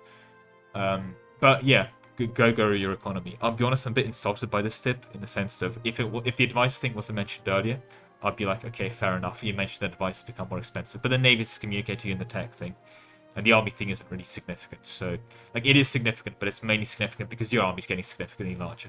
So I'll be putting this into D tier in terms of the Captain Obvious. Yeah, make sure you grow your economy. Yeah, no, you should be growing your economy. I hope you have that figured out. Like, countries in the 15th century had less economic wealth than countries in the 1820s. Anyway, loading tip 1558. Constructing buildings can greatly increase the value of your provinces. Yeah, I mean, they're very self-explanatory that this is what the building does. I'll be putting it into C tier because it's not bad advice. You should be building buildings, but, like, I think that's pretty self-evident. With that, though, tip 59, the value of trade goods directly increases the production income from a province. That isn't immediately obvious, I'd actually like to argue, because production income, like, you can look at a province and see that this province is giving me 0.31, for example, top of my head, production a month. You have no idea, if you're very new to the game, that is based upon the value of the trade good. In fact, you probably just looked at the production income of a province and didn't realize, and then saw a trade good with another below it, and then just didn't put the two and two together, because it's not immediately obvious that the value of the trade good means that for every one goods produced of that trade good, you'll be making that amount of money per year. So, and also a trade good that has valued at 4 is going to make you twice as much money as a trade good that's valued at 1. But, like, otherwise, it's not the most useful thing on the planet. Like, once you play the game for a bit, you kind of tend to figure this one out. So I think this is a C tier for me. But that said, we move on to loading tip 60. Adding a quarter province is cheaper when you have a claim on it. Kind of already talked about it. You even give a percentage out twice. I'm a bit angry that you mentioned it again for the third time. So I'm going to be knocking it down again in terms of how useful the advice is. But it's not, like, awful. And if you have to repeat it 3 times for you to get the hint, then fair enough. So, honestly, just go into C tier and be happy. Right, tip 61. Make sure you conquer your war goals. They'll help you earn a war score quicker. Now, the base ticking war score, normally MP mods increase it up to 1. The base ticking war score is 0.4. And because it's so slow, yet can be quite impactful, 25 war score for the full ticking, I think this is actually quite good advice because you want to get it as early as possible so you can start getting ticking war score. Not only do you get flat war goal with, like, extra war score from owning the war goal, the ticking part of it is also quite important as well. So, yeah, I think that very much matters, and it's some very good advice. Especially if you're not playing it with the mod that makes the war goal, like, war score from war goal tick up faster. So I will be putting it into into a higher ranking tier, for me specifically B, because I think it's pretty good advice. The only reason it's not going to A is because I think that's one of the things that's pretty obvious. If you're declaring a war, go take over the war. Anyway, tip 62. AE affects, aggressive expansion affects your neighbors more than distant countries. This is true. In fact, it is very done in a literal distance calculation, as in the distance to walk between the two province capitals. That impacts your AE impact. And yeah, AE bad. There's going to be a couple AE tips coming up, so within this domain of AE bad, make sure you avoid your AE and manage your AE. I think that's a pretty important tip to have, so I think this is a B tier tip. Now, I like to think I can manage aggressive expansion, and I can mitigate it and not have to suffer from coalitions as much as other people, because I know how to, like, bounce people into wars to truce block them out of coalitions or keep improved relations, and so on and so on and so on. But that doesn't mean that coalitions are any less scary because I'm doing it. If anything, the only reason I'm doing that is because coalitions are scary. Fighting all those people at the same time is just both not optimal and not a good time for you. So avoid coalitions, they're bad. Without moving on to loading tip 63, keep an eye on your AE or you might become a target of coalition. Yep, coalitions are bad, avoid them, this is bad. Go back into B tier because it's not the most, useful tip, it's pretty self-evident. But it's spreading an important message, which is why I have to rank it quite highly. Right, we're now getting to tip 64. This is, tip 64 is vassalization and diplomatic annexation. Vassalization and diplomatic annexation can help you in expanding your realm without disturbing your neighbors. This is a weird tip to talk about, because the advice it gives you in section 1 is good, that you should consider vassalizing people, you should consider diplomatically annexing them in terms of expanding your realm. The problem is that it clarifies that this is a good way of doing it without disturbing your neighbors. If you're small enough where you care about disturbing your neighbors, you're probably too small to vassalize and diplomatically annex anyone. If you're big enough to diplomatically annex and vassalize people, you shouldn't be caring about disturbing your neighbors, right? So it's like, the message is good. If you basically ended the tip with vassalization, diplomatic annexation can help you expand your realm, that would be an A tier tip, but because you're kind of almost clarifying that you should be doing this to avoid pissing off the AI, I'm knocking it down to B tier. A bit petty, but yeah, it's kind of sending the wrong message out from the tip. Tip 65. If you find the game too difficult, try lowering the difficulty. Do not do this. Do not do this, because you're going to get used to the very easy and the easy buffs. They're incredibly powerful. And what's going to happen is you're going to get used to them. And so it's going to be very hard if you ever want to go for achievements or anything else to get used to playing the game without them. They are basically a crutch, but a very bad kind of crutch. And they don't help you like learn to drive or learn to ride a bike. They kind of cripple you by making you reliant on these bonuses without being able to like get away from them, right? And they make your later transition away from those bonuses even harder, because those bonuses are incredibly good, giving you loads of force and loads of manpower, and they kind of teach you bad things about playing the game. Like they teach you things like, you can go massively into debt because you have -2 interest. You can be very stupid with your manpower because you have +80% manpower recovery, etc., etc., etc. Right? And so you kind of pick up playing habits that are just wrong from learning tip 65 if you follow it. If you do find the game too difficult, no shame in that. Play an easier country. That's the best way of going towards it. So yeah, that's going to be an F tier tip because it teaches you a bad thing. Learning tip 66. Fighting an expensive war, don't be afraid to raise war taxes or take out a loan. Now, if you just said don't be afraid to take out a loan, I'll be putting this quite highly. The reason I mention this is because if you can preempt expenditure and address it with a loan, that can actually save you money. Let's say that you're in a situation where you have 30 force limit and you have 20k troops. You're about to fight an AI that has 25k troops. You could save money by not building to force limit and fighting them, and trying to catch off their stacks in good battles, etc., etc. But by not building to 30k, because you're out of money, you're taking more casualties relatively than if you had 30k troops, and you have a chance of losing. And if you lose some battles, you might be forced to take like 5 loans instead to hire mercenaries and build up to force limit anyway, so you end up spending more money by trying to save money. Like, taking a loan can genuinely save you money if taking a loan makes the activity you're going to do anyway cheaper. This doesn't apply in real life, to be clear. This is EU4 advice. In real life, you can't exactly go beat up your neighbors for war operations, but this is a video game tier list of loading tips, not real life loading tips. However, the reason I can't really rank this loading tip that highly is because it's talking about being afraid to raise war taxes.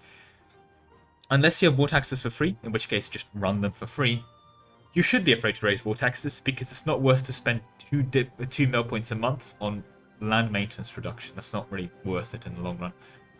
If you're really that struggling for money, you're better off like firing your mill advisor, because it will save you more money than some land maintenance reduction, most likely, and make you the same -2 mil points that you were spending on war taxes. So yeah, because of that first part, I'll be knocking it down a peg.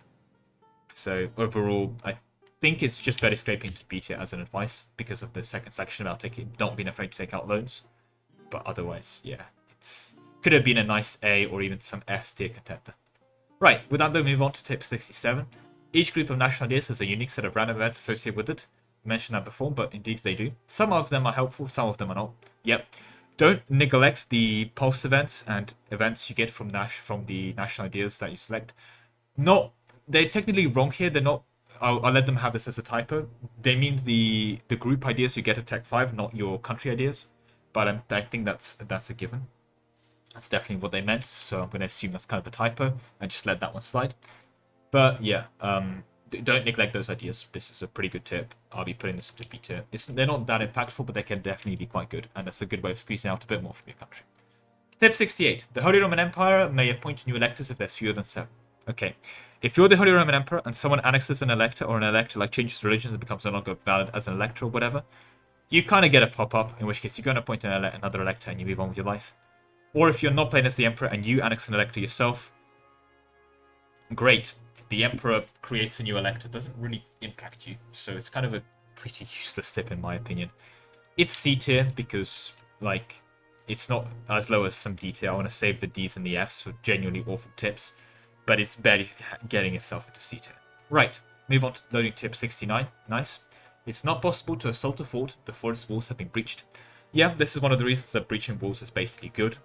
Lets you assault the fort if you need be. We kind of are moving a bit away from the assault meta at the moment within Paradox games. There's been some more buffs to forts, and some ways to at least give you fort defensive damage to mitigate it, especially with things like the French ideas or the Kazan Kremlin, for example. But if your opponent is not using those things, and especially if you access something like Janissaries that have assault fort ability, yeah, assaulting a fort is a pretty good bet a decent chunk of the time. Now, there are some MP mods that nerf this, and they can make fort assaulting genuinely crippling, and I actually kind of prefer those kind of games because it allows for more strategic deep thinking. You don't just lose a battle and your enemy just immediately assaults 5 forts, and you're like, alright, great, I've lost my entire defensive line, I have to fall back to like my other defensive lines, basically. So it's, I prefer those kind of changes where assaulting isn't made that free, but it can be pretty free in single player, so I think it's good to mention that as a tip, or at least mention that as a mechanic to have. So I'll be putting that to B tier, and with that we move on to learning tip 70. Galleys excel when fighting inland seas. This is told through a UI in the game, to cancel the to complete the tip. Galleys excel when fighting inland seas. Examples are the Baltic, the Med, and the Black Sea. Now again, to get back to my point before I really interrupted myself, this is actually explained in the game, but you have to go into a specific map mode and hover over the sea for it to tell you that galleys are better in this area. So it's not explained very well in the game. I actually kind of appreciate the stiff because even though it's naval gameplay and who really cares about it, because naval gameplay really needs to be buffed to be a lot more relevant in EU4, to be honest, because like it should be a lot more impactful than it currently is. Like being blockaded should be much worse than getting the odd events sometimes about -50 admin or losing some prosperity in your provinces, right? But that's neither here nor there. I think it's actually a pretty useful tip. So even though it's a naval tip, I think it's earned a spot near the top of C tier anyway, because it's quite hard to find this information in game if you don't already know this. Anyway, tip 71. Attrition kills. Assigning a leader with high maneuver will reduce the unit's attrition. Attrition does kill. Loads of people lose a lot of troops to attrition. Don't be an idiot with attrition. However, solving attrition problems aren't solved by getting a high maneuver general. Attrition problems are solved by not leaving a 40k stack in the middle of Tibet. I'm ready to wager good money that if I load up one of your in-progress world conquests or completed world conquests, there's going to be some of you that are going to have random stacks inside Tibet or like Siberia or something, which just have not been touched for the last 100 years. We're sitting on like 12 supply limit, and it's a 40k stack taking attrition for the last 50 years. That is how you mitigate attrition killing, right?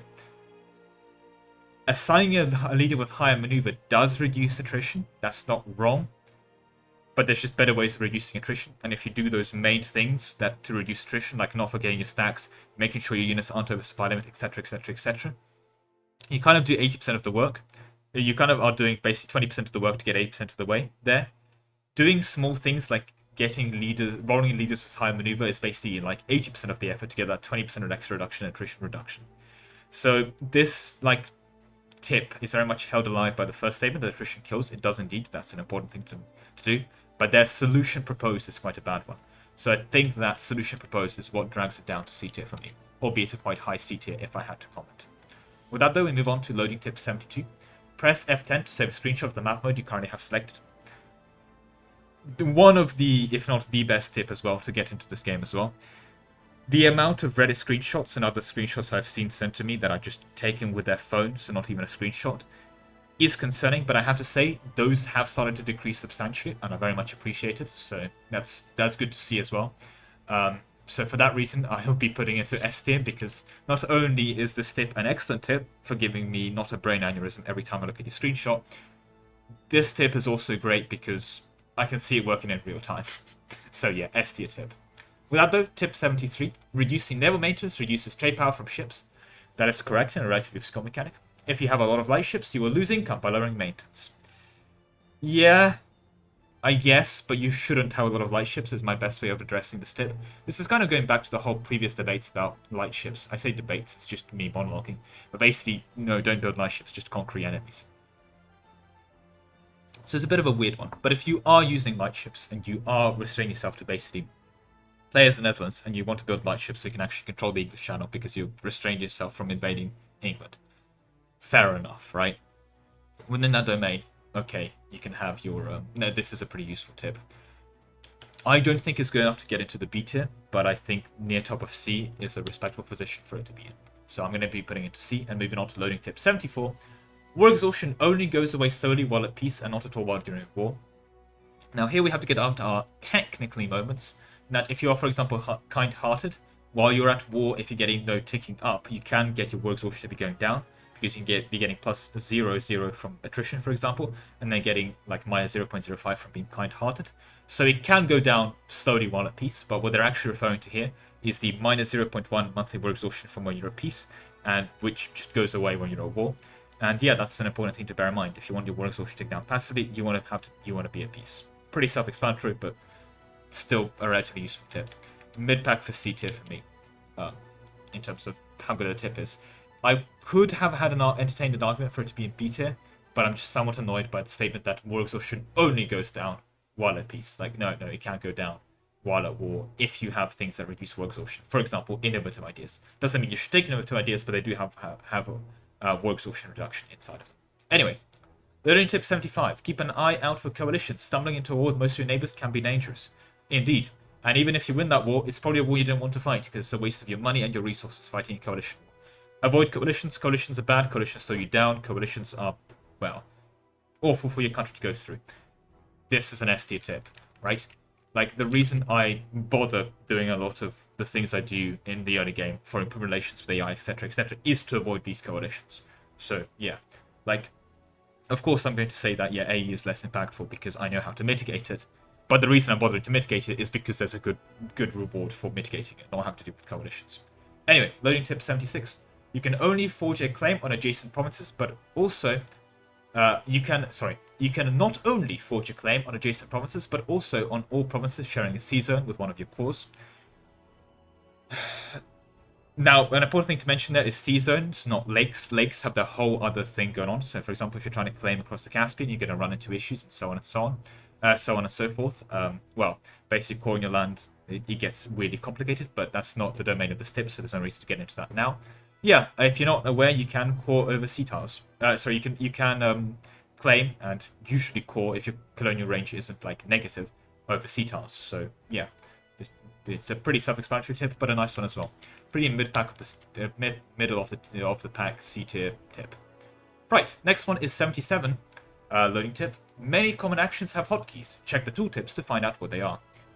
This is pretty good. Don't underestimate hotkeys. These things can save you a decent chunk of time.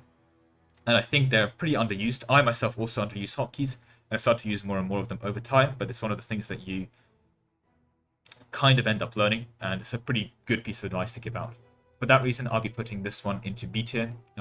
Once you kind of have learned the hotkeys, not much more to be learned there, but I guess once you've learned the tip, that applies to most of them. I think it's a good piece of advice to give out there. Some of the hotkeys can be very good. Right, loading screen tip 78. Use control plus a number key to assign a selected unit to a control group. Hit the number key alone to instantly select the unit in question. This is incredibly useful for many situations. The big one that comes to mind, for example, is let's say you're having a multi-front war in multiplayer, where you're playing as the Ottomans and you're fighting both Persia and Hungary at the same time. So you have an artillery back row on the Persian front and an artillery back row on the Hungarian front. You can assign one back row to control group 1, one other back row to artillery back row to control group 2. And then if you want to check over a front without having to like move your mouse, scroll over to an area, etc., just hit hotkey 2. You pan over to that front, see if there's a battle or not, you need to take any action. Hit 1, 2, and then to pan over back to where you were looking at initially, and so on and so on. This can be incredibly helpful, and it's pretty underused by pretty much everyone playing this game. This is a really good tip. Not quite an S tier as a lot of the other things, but a very comfortable A tier tip, as far as I'm concerned, because there are situations where this is pretty useless to do. Assign a control to. Anyway, tip 79. Manpower recovers slowly. Consider hiring merc companies to conserve manpower. A bit Captain Obvious, but yeah, manpower does recover genuinely slowly. Don't waste the manpower is a better way of rephrasing this tip. I think it makes sense to C tier because the message is good. It's just communicated badly. Loading tip 80. Press the home key to go to your capital province. You pretty much never have to do this. You kind of know where your capital is. I mean, I guess if you are looking at a save someone else sent you, and you're like, where on earth is your capital? This can be useful, but this is such an obscure thing. I'm going to have to knock it down from C tier down to D. Because even though it's not like the most obvious thing on the planet, it's not the most useful either. Anyway, loading tip 81. Skilled advisors are a lot more expensive than less skilled ones. Make sure you can actually afford high skilled advisors before hiring them. Yeah, don't spend money you don't have. The same applies for not spending troops by going over force limit, or don't spend money on force limit buildings when you have debt, things like that to pay off. Right? Don't be an idiot with money. It's the better way of putting it, this one.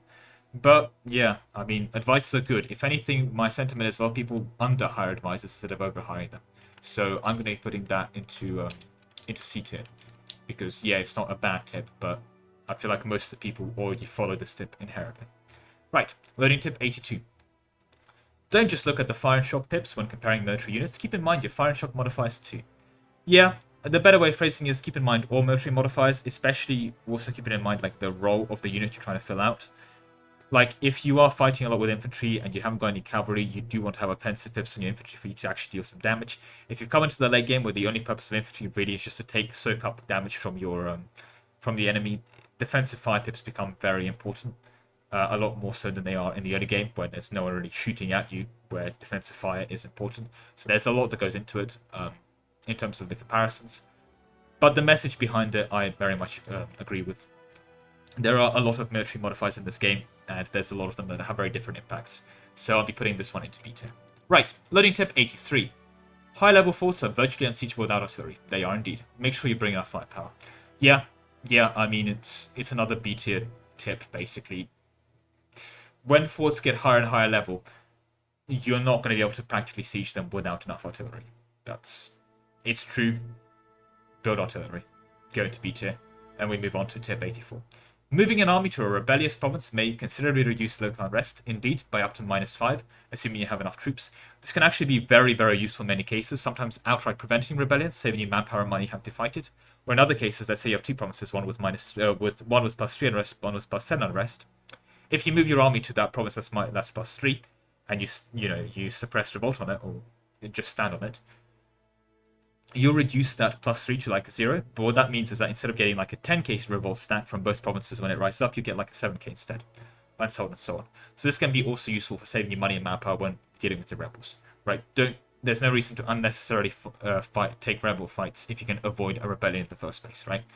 So yeah, that's, for me, I think this is actually a very good tip, so we put it out to 18. Right, loading tip 85.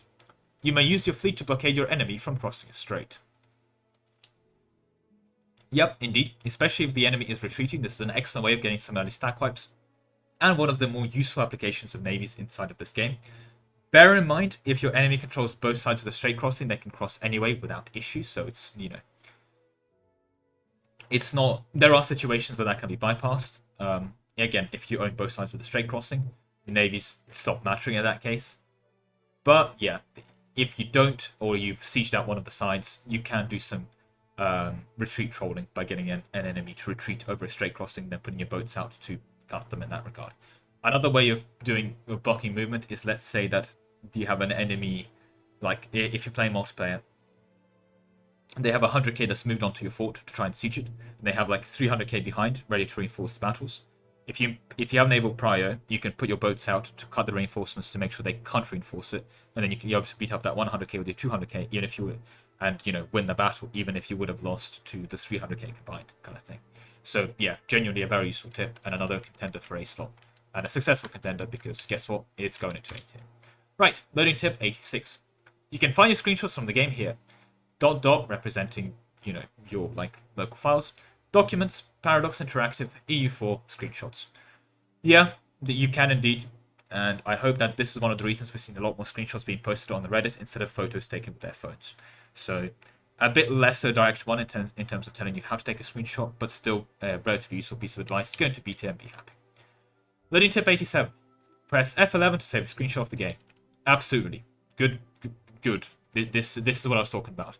S tier advice. Stop taking photos of your screen. If you're still taking a photo of your screen, at this point I think it's fair to just refuse to look at it. Like, unless the game's crashed and you physically can't take a screenshot, take a screenshot, please. Loading tip 88. Hold down shift while giving orders to create a custom path. This is actually not that self-evident, but yeah, you can basically queue this to queue a path for your troops. It can be quite useful. If you don't know about it, this is a very useful tip. So for that reason, I'll be putting it to B tier, and it's not telling you anything wrong. So yeah, a very B tier tip. Let's move on though to loading tip 89. You can delete saves in-game by clicking the delete button on the save game. Really? The delete button on the save deletes the save? No, you really outdid yourself on that one, Paradox. I would have had no clue that the delete button on the save deletes the save. I mean, they really feel like they were padding out the tip orders by putting this one in here. The delete button deletes things, really? Like, I'm sure 5-year-olds in primary school have that stuff figured out by this point, right? That the delete button deletes things. Like, why is this a tip? It's not wrong like an F tip, like an F tier tip, but yeah, just go to D tier. Let's just move on before I keep getting unrationally angry. Loading tip 90. The Z and C keys can be used to cancel and confirm event decisions and diplomatic decisions. This is one of the better hotkeys to use. If you're not using Z and C to confirm or close menus, you should start doing this. Go into A tier and be happy. Loading tip 91. The B key opens up the rebalance army interface. Yep, it does do that. There's not many cases where you want to be opening up the rebalance army interface. Usually if you want to be using hotkeys to do it on leaving troops on a siege, normally you end up doing that by just, pressing the hotkey to leave troops on the siege. I forgot what it is. I think I used muscle memory for that one, to be honest. Top of my head, forgot what it is, but yeah. Like, that one's a bit better than the B hotkey, but yeah. It's a weird one. But I guess it exists and it's not wrong. So, going to C tier, and let's move on to tip 92. With the rebalance army interface open, the Z and B key can be used to send units from one to another. If you have the interface open and you haven't paused the game because you're playing multiplayer and you get an event, bear in mind that with the interface open, the Z key no longer cancels and confirms things. It impacts your interface. Another thing to also bear in mind is, let's say you have a stack with infantry and cannons selected and an event pops up. If you click C, you're not confirming the event. What you're actually doing is splitting away your cannons from your infantry. Because of course you are. Thank you, Paradox. It's such a common thing for me to do, to split away my cannons from my infantry, that I need a hotkey for it, and a hotkey that's very used. Okay, that's a bit of an annoying, cope from me, but yeah. It's more of a hotkey mapping issue, and to be fair, those can be remaps. I just haven't bothered. I prefer complaining than actually solving the solution in this regard. But to get back to the tip, in terms of the rebalance army interface, yeah, the tip isn't wrong, but it's not very useful. Go into the C tier and we move on to tip 93. Tip 94. Okay, back to tip 93. This was a tip. It was removed. I have no idea what this tip is. I don't know how to rank something that doesn't exist. So we'll be just putting it into the tier. So yeah, now that we have tip 93 in the tier, we can move on to tip 94. And for tip 94, the Ottomans are the strongest nation in the game. Debatable for what purpose, but yeah, they're definitely up there. And it's recommended if you're a beginner. Absolutely, I would recommend the Ottomans if you're starting the game out. A lot of buffs, a lot of hand-holding, an explanation to start the game out. Yeah, great advice. I'll put this into A. Learning tip 95. Very easy is suitable for beginners who feel that normal is too challenging. No, it's not. Bad paradox. If you learn with very easy, I've talked about this before, you're adding yourself crutches that are going to be very hard to get rid of, and you're basically delaying your way of enjoying this game to its fullest extent. So, just play an easier country. Go play the Ottomans. Don't play on very easy on Brittany. Right? Terrible tip. Going to F tier. Loading tip 96. At hard difficulty, the AI is as skillful as possible with almost no cheats. No. The difference between hard and normal is that the AI gets some cheats. And they're pretty non-trivial cheats, to be honest. Just the AI is bad at using those cheats. The other implication here, though, is that at hard difficulty, the AI is as skillful as possible, implying that at normal difficulty it isn't. But yeah, no, the AI doesn't become more skillful at hard or very hard. The skill level remains the same between normal, hard, and very hard in terms of the AI decision making. The only thing that could be argued as skillful is that the AI is more aggressive at the higher tiers. So if you say that declaring more wars is a higher level of skill, I mean, I disagree with you on that definition, but it's technically one of the AI changes from difficulty. But I won't argue that as a skillful increase. But they're not technically wrong, because if as skillful as possible is normal difficulty, then at hard difficulty, then it continues to be as skillful as possible at normal difficulty. The thing that I have an issue with, of course, is the statement that it has almost no cheats, because the main difference between hard and normal is the fact it's gained some cheats. So it's not F tier lies or terrible advice, but I'm putting it into D tier because I very much disagree with the notion of this tip. Anyway, loading tip 97. At very hard difficulty, the AI is as skillful as possible. Just talked about that. And has a lot of cheats to make playing even major nations a challenge. Indeed, you know what, at least they're honest about this one, and I very much respect it a lot more. They are just saying that, yep, at very hard, the AI is cheating. Good luck. And I respect that. B tier. Loading tip 98. Use terrain to your advantage. Place your army so that if attacked, the attacker gets river crossings or difficult terrain. You would be surprised how few people actually utilize terrain to their advantage when fighting enemies. Do not walk into enemy mountains or hills or other bad terrain if you can avoid it. Avoid river crossings, those -1 dice rolls add up. This is a big part of taking good battles when I mention that as a way of conserving your manpower. Right? Even if you win, you would have taken a lot more casualties than you should have. And the same can be said for trying to force the AI to take bad battles against you, either by defending forts or trying to get them to take river crossings into you, and so on and so on. So yeah, this is genuinely a good tip. I'll be putting this to A because I think it's quite underutilized. People genuinely do not use terrain as much as they should. Anyway, loading tip 99. An army besieging a fortress in enemy territory will be counted as the attacker in a battle when attacked, including incurring terrain penalties. Kind of ties into tip 98, but we kind of already talked about this one earlier as well before, so not much more to enter there. Yeah, this is what I mean by taking good battles. So I will be putting it as part of A tier as well. This is why fortresses are good to use. Learning tip 100. This game takes a long time to master. Don't be surprised to be learning new things after playing 1,000 hours. Absolutely. I mean, there's a chunk of my audience. I'm not sure how significant it is because I don't have that much data on my own audience as much as I'd love to have, as it were, in terms of their hours in EU4 and their experience within the game, that treat me as like, Lemon Cake said something, it's gospel. First of all, no, go into the comment section. There's many corrections all of the time. There's a lot of things I said very confidently that have been wrong. So there's still, even though I have my many thousands of hours that I'm not very comfortable talking about in EU4, there's still a lot of things I'm learning about, and even for things like impacts on artillery shot pips from Smolensk versus a Spanish fire tip. I don't quite know exactly how EU4 calculates combat. I don't know how EU4 calculates, specifically shot pips for combat or fire pips. I don't know how EU4 deals with, for example, just the army strength calculation, because that code isn't available to us. There's a lot of things in this game that I don't know about, and there's loads of things that you won't know about because they're hidden by obscure mechanics and random menus and other things like that that are just very random and a lot of the time even irrelevant. And there's very relevant things that can be hidden and are not communicated very well. This game, again, one of the reasons I love it, is incredibly expansive with a lot of things going on. You are going to be learning new things after just 1,000 hours, and the fact that I can say just 1,000 hours within the context of a video game just goes to show how much of an amazing video game this is. I mean, I've got an EU4 channel. It's probably no surprise to anyone that I love this game, but you know, there's a reason for it. And part of that reason is that I'm not surprised I'm learning new things after my many thousands of hours in this game. So just because of the mindset shift represented by this tip, this is an easy S tier tip. With that, we move on to tip 101. Our final tip: you might lose a battle or more, but still win the war. Absolutely. It's often worth fighting on after suffering initial setbacks in a war. In fact, even if you lose a battle but you deal more casualties to the enemy, and you're able to maintain your troops better than the enemy, and so on, you're actually still winning, even if you are losing the battles directly, right? This is absolutely part of the also similar mindset of don't be rage quitting when you lose a war. You can absolutely lose a war and recover. You can absolutely lose a battle and recover. Don't rage quit after losing a battle. Be prepared to lose in this game and be prepared to come back swinging and coming back harder and winning. That makes for good, engaging stories. That makes for a good game of EU4 as well, right? There are situations where you want to be doing a speedrun world conquest, and in those cases, losing battles can be a significant setback, sure. But even in the domain of a normal world conquest, losing a battle or even losing a war isn't going to prevent you getting your world conquest that you are aiming for, or something similar in that regard. So this is also an S tier tip. However, with that all said and done, this is all I have time for today. A big thank you to all the people that support me over at Ko-Fi, with a special thank you to Ark and Solar.